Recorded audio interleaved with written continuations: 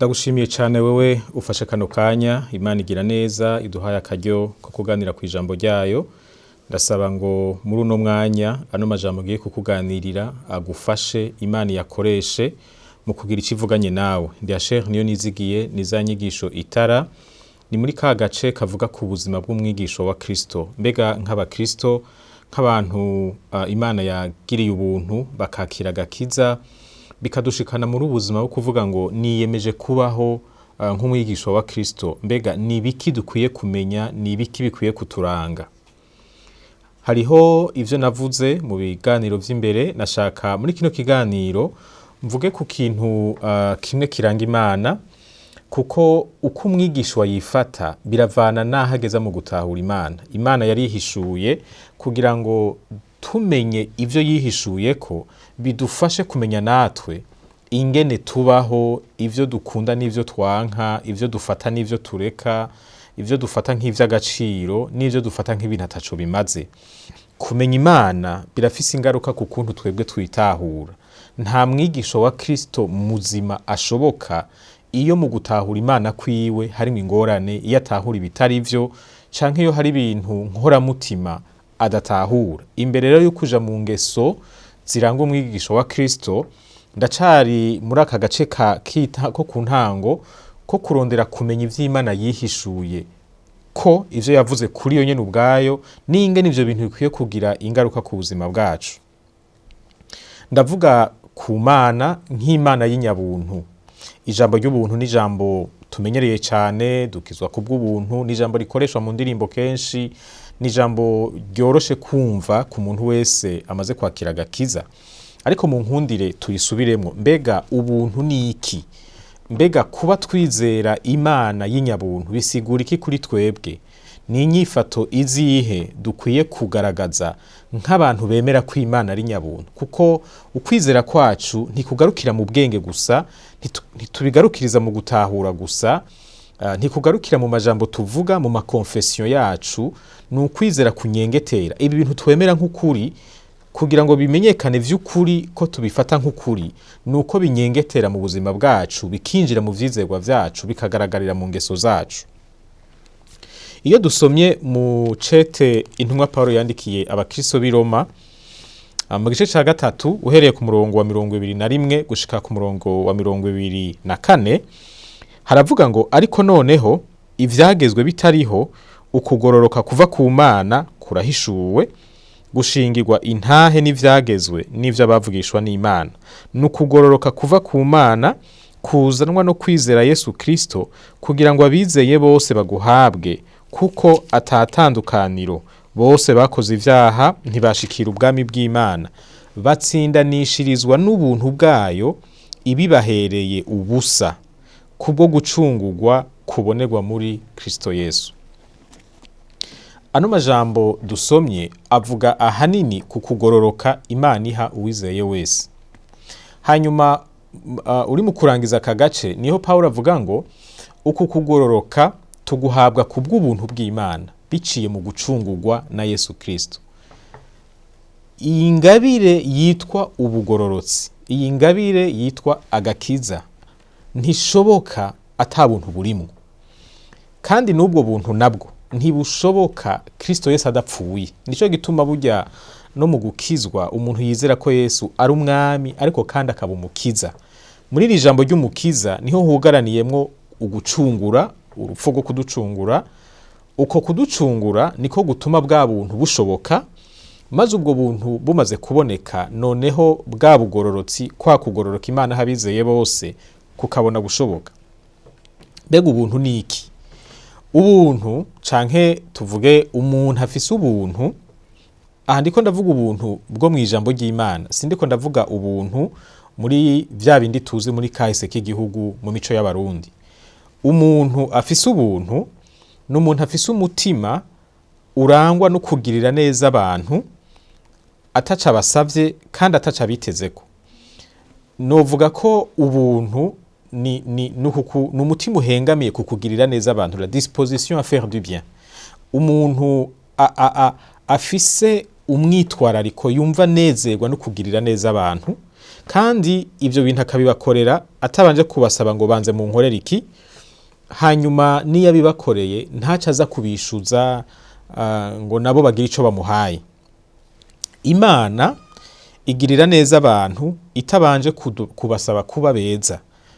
Imbabazi n'agakiza ntitubihabwa nuko twabanje kuba intore, twabanje guhindura ingeso zacu, twabanje kuba abantu Imana ishobora kwemera. Tubihabwa n'ubuntu bw'Imana. Aha niho hari ijambo rivuga ngo ubuntu nukugirira neza umuntu canke abantu ata kintu banje kubasaba. Ariko kandi ubuntu, umuntu agira ubuntu ntaca akubohesha amategeko yiwe, ntaca kugira imbohe yiwe ku nguvu. Imana iratugirira neza ariko irubahiriza uburenganzira bwo guhitamwo kwacu. Imana nticitugira kubera ngo nakugiriye neza utegerezwa nawe gucumera uku. Nivyo Imana yifuza ko dukora, n'ukuntu Imana yifuza ko tumera, yifuza ko tubigiramwo ugushaka, mbere tukabigiramwo uruhara. Hariho igihe Imana ikora igitangaza, umuntu yakiriye agakiza igaca imukuramwo inyota y'ikintu kanaka yahora akunda kidahimbara Imana, akumva ko hariho ububasha bundi buriko buramukoresha mu kwanka ico kintu. Ariko ivyo ntivyama biba kenshi. Kenshi hakora rya jambo rivuga ngo mwimenyereze kubaha Imana. Kwimenyereza ni ikintu kiri mu gushaka kwawe, hakabamwo kugira ico ukoze kugira ngo ico kintu ushobore kugikora. Imana iratugirira ubuntu nivyo, ariko iguma itwubahiriza mu mwidegemvyo wacu, ikipfuza gukorana no gushaka kwacu. Ubuntu rero nuko bumeze. Hariho abantu murabizi, iyo agukoreye iciza uca umenga wahindutse umuja wiwe, uca umenga ico ciza gukoreye kimuha ububasha bwose ku buzima bwawe, ukamenga ibintu yagukoreye yonabimenyesha n'abandi bantu kugira ngo bamenye yuko ari wakugejeje aho ugeze. Ukamenga kuba yaragukoreye ico kintu vyamuhaye ububasha bwo kukuganza. Imana suko imeze. Ukuganza kw'Imana mu buzima bw'abizera gufatanye no gushaka kwabo. Imana ntitugira imbohe, Imana ntidufata mu buryo bwirengagiza canke busuzugura ugushaka kwacu. Irashaka ko ugushaka kwacu, notre volonté, kumurikirwa n'agakiza, kumurikirwa n'ijambo ry'Imana, kugaheza kukagendera ku murongo wa mpwemu yera. Ubuntu bw'Imana buri uburyo bubiri. Hariho ubuntu Imana igirira abantu bose muri rusangi, kugirira neza abantu mu buryo bw'ubuzima bwa misi yose. Imana irabikorera abayizi n'abatayizi, abayemera n'abatayemera, abayubaha n'abayisuzugura. Dufate nk'ubuzima. Umugisha w'ubuzima ni ingabire iva ku Mana, kandi ubuzima Imana irabutanga, irabuha imiryango, kuvuga imiryango itizera bararonka abana, imiryango y'abizera bakaronka abana, kuko tuzi yuko Imana ari itanga ubuzima. Biragaragara yuko kuronka ubuzima, murabizi ko ata muntu abigura, niyo bishitse bikaba vyabayemwo ingorane bigasaba ubuhinga busaba amafaranga, haguma harimwo kirya kiganza c'Imana n'ubundi, kandi Imana ntituyiriha uko kugira neza kwayo gutuma abantu baronka ubuzima, amagara meza. Imana nituma imibiri yacu ishobora gukora neza, ariko kubera turi mw'isi yononekaye ugasanga haracamwe ibi na biriya. Imana niyihezagira ibikorwa vy'amaboko abantu bakora, imirima ikamera neza. Murabizi ijambo ry'Imana rivuga ngo igirira neza abeza n'ababi, imvura irayirekurira mu mirima y'abantu bayubaha no mu y'abatayubaha, izuba iyo riserutse ntiryakira rimwe ngo risiga abandi. Ni Matayo 5:45. Iyo dusomye mu Baheburayo igice ca mbere umurongo wa 3, naho turabona ko ngo ijambo rya Kristo niryo rituma ivyaremwe biguma ku rutonde Imana yabishizeko. Burya naho Imana yaremye igashira ngaho ibintu vyose biri ku rutonde rwiza, ntiyaciye ibita ngo ibisezere ngo ibireke vyimenye vyigenge bimere uko bishatse. Hari ukuntu ububasha bwayo buguma bukorera mu vyaremwe. Imana ntivanganye n'ivyaremwe. Iyo ubonye igiti ntububonye Imana, iyo ubonye inka ntububonye Imana. Ibiti n'ibiti ivyaremwe biratandukanye n'Imana, ariko ububasha bw'Imana bubandanya bukorera mu vyaremwe. Murabizi hariho amajambo yerekana ko vy'ukuri Imana iri ngaha nyene. Hari ijambo muri Zaburi rivuga ngo umumarayika w'Uhoraho ashagaje impande zose z'abamwubaha kugira ngo abazigame, kugira ngo abarokore. Murumva yuko uku kuntu isi imeze Imana irayikoreramwo. subiye mu baheburayo, ijambo rya Kristo niryo rituma ivyaremwe biguma ku rutonde Imana yabishizemo. Ibi vyaremwe tuvuga si biyubaha gusa n'ibitayubaha birimwo. Aha rero harimo bwa buntu bw'Imana bugirira neza abantu bose. Ubuntu bujanye n'agakiza n'ubuntu bugira kabiri, n'ubuntu novuga bw'ubwoko bwa kabiri. Aha rero niho hari rya jambo ryo guharigwa ivyaha, rya jambo ryo gutsindanishirizwa, rya jambo ryo gucungurwa, rya jambo ryo guhabwa ubugororotsi twabona mu Baroma, gukurwa k'urubanza rw'icaha, Imana ikatwakira nk'abantu bayo, aho kutubonamwo abantu bo guhana ikatubonamwo abo kugira abana bayo, kuko Yesu yikoreye igihano cacu. Ntituronka agakiza kubw'ibikorwa, tukaronka kubw'ubuntu. Usomye mu Efeso 2 ku murongo w'8 n'uw'9 hari amajambo bivuga neza. Agakiza si ibikorwa vyacu. Nico gituma ata muntu numwe akwiye kwirata ngo arakijijwe. Naho wowe woba warabigizemo uruhara, burya na rujya ruhara warushoboye kubw'ubuntu bw'Imana. Ni vyiza ko dutahura ko ivy'agakiza kacu vyaturutse mu buntu bw'Imana. Ubu buntu rero ubu ndiko ndavuga bukorera mu bizera gusa, ntibukorera mu bantu bose nka bwa bundi navuga mu kanya gaheze. Ubu n'ubuntu butumbereye ku muntu wenyene yizera Yesu Kristo nk'umwami n'umukiza wiwe. Ubu buntu ntibugarukira ku kuduha agakiza gusa, tuzobibona mu biganiro biri imbere. Ubu buntu burinjira no mu gikorwa cyo guhinduka kwacu. Iyo tumaze kwakira agakiza, buriya bugororotsi Imana iduha ntibusigura yuko tudakora ivyaha. Busigura yuko mu maso y'umucamanza mu buryo bw'amategeko atacaha tubonekako. Atari uko tutagikora, ari uko ivyaha vyacu hariho wabihaniwe kandi natwe twaramwizeye nk'umucunguzi wacu. Ariko tumaze kwinjira mu gakiza, hariho rero guhinduka kw'ingeso. Hariho ibikorwa bisesema Imana iduhamagarira guheba. Hariho n'ibikorwa bihimbara Imana iduhamagarira gukora. Muri urwo rugendo rero rwo kureka vya bindi bisesema Imana tuba twaramenyereye kubamwo, bimwe biryohera imibiri yacu, kamere kacu, no kwiga gukora vya bindi bishasha vyiza bihimbara Imana, kumbure binyuranye n'ivyifuzo vyacu, binyuranye n'ivyo tumenyereye n'ivyo dukunda, bwa buntu bw'Imana buguma bukorera muri twebwe. Hari amajambo ari muri Tito igice ca 2 ku murongo wa 11.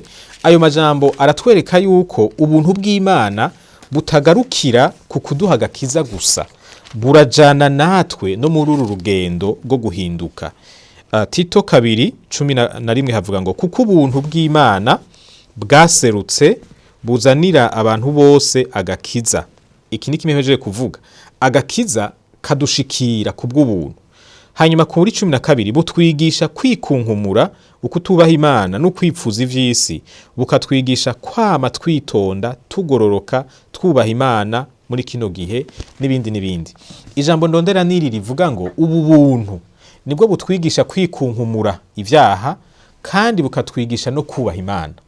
Ngira ngo murumva yuko bantu mwashoboye kunesha ingeso mbi, mukageraho abantu bipfuza kumera nkamwe, ntimukwiye kwirata, kuko naho mwabigizemo uruhara, naho hariho ingingo mwafashe, naho hariho ibintu mwiyemeje gukora n'ivyo mwiyemeje kudakora, nka kwa kundi Petero yandikira Timoteyo amubwira ngo wimenyereze kubaha Imana, entraîne-toi. Kwimenyereza harimo guhitamwo kwawe, harimo gukora kwawe, harimo kugerageza kwawe. Ariko iruhande yuko kugerageza harimo ubuntu bw'Imana. Nico gituma nimba utabesha ntusuzugure uwukibesha, nimba udatanga igiturire, nimba utagira igiturire ntusuzugure uwukikijya. Burya buntu bwagushikanya aho hantu nawe nyene umunsi umwe buzohamushikana. Ijambo ry'ubuntu ni ijambo riryoshe cyane ku bantu b'abanyantege nke nkatwe. Ariko Imana irafise ukuntu kandi nakandi kantu ngira nongereko, ari n'Imana y'ubutungane. Yesaya 30:18 ni Imana icimanza kandi icimanza zigororotse.